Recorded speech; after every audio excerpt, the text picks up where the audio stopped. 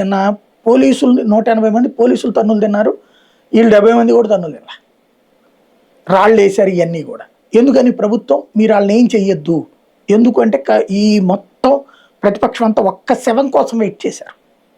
ఒక్క శవం దొరికితే ప్రపంచం అంతా గొడవ చేద్దాం అనుకో. అదే అన్న ఆ పరిస్థితి రాకుండా అందులో డౌటే లేదు. కానీ ఇప్పుడు ఈ ప్రెషర్ ఇట్లాగా చేస్తే, ఇప్పుడు కిందసారి రైతుల పేరుతో జరిగిన ఉద్యమంలో రైతు చట్టాలు వెనక్కి తీసుకున్నారు, ఇప్పుడు ఇట్లా చేశారు. రేపొద్దు నరేంద్ర మోడీని దిగి వెళ్ళిపోమంటారు.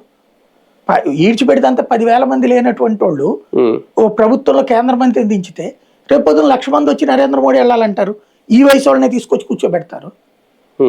ఇప్పుడు ఇలాంటి ఉద్యమాలతో సక్సెస్ అయింది ఏదన్నా ఉందా? బంగ్లాదేశ్ కానీ నేపాల్ కానీ ఏదన్నా సరే, యూరప్ దేశాల్లో ప్రభుత్వాలు మారుతున్నాయి లేదా ఉద్యమాలు జరుగుతున్నాయి లేదా ఏదన్నా ఇట్లాంటి దరిద్రం ఉంది అక్కడ?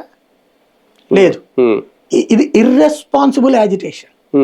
దీన్ని రెస్పాన్సిబుల్ యాజిటేషన్ కింద ప్రొజెక్ట్ చేస్తున్నారు. కానీ ఒకటి ఏదో కారణం లేకుండా మోడీ ఇలా చేసి ఉంటారు. ఉగ్రవాదాన్ని తీవ్రవాద విషయంలోనే ఆయన ఎక్కడ వెనకడుగేయకుండా సర్జికల్ స్ట్రైక్స్ ఇలాంటివి చేసిన వ్యక్తి ఇక్కడ యువత విషయంలో ఆలోచించారా? ఇది ప్రొటెస్ట్ కనుక పెరిగిపోతే రేపొద్దున భారతీయ జనతా పార్టీ మీద కేంద్ర ప్రభుత్వం వ్యతిరేకత పెంచుకోకూడదు ప్రజల్లో అని ఆలోచించారు. ఏదో కారణం అనుకుంటున్నారు కదా? కారణం ఉంది. ఇప్పుడు రైతులు నిరసన అయినా సరే మనం కాలిస్తే రైతులు అంటారు రేపొద్దున. అంతే కదా, ఒక రైతును కాల్ చేసింది ప్రభుత్వాన్ని ముద్ర పడుతుంది. విద్యార్థులు అవును. అందుకోసం